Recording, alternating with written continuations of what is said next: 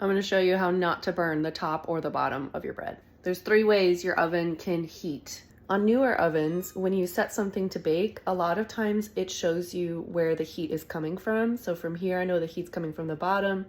If I switch it to convection, I can see the fan.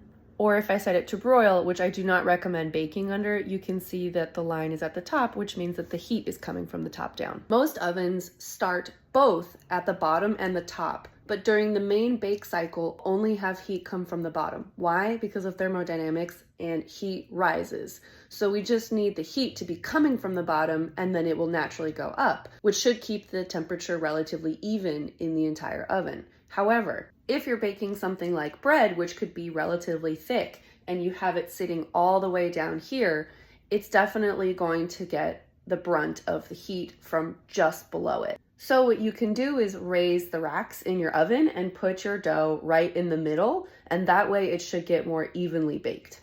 So if I see a question like this, my instinct is to say, move your dough higher up in your oven so it's not as close to the source of the heat. Even if I see a question like this, which is kind of asking about the thickness of your pan, the easiest way to prevent burning is to move something higher up or kind of into the middle of your oven and monitor from there.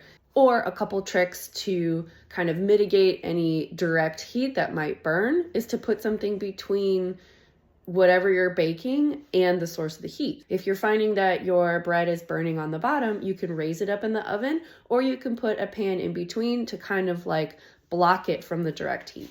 Hope that helps. Happy baking.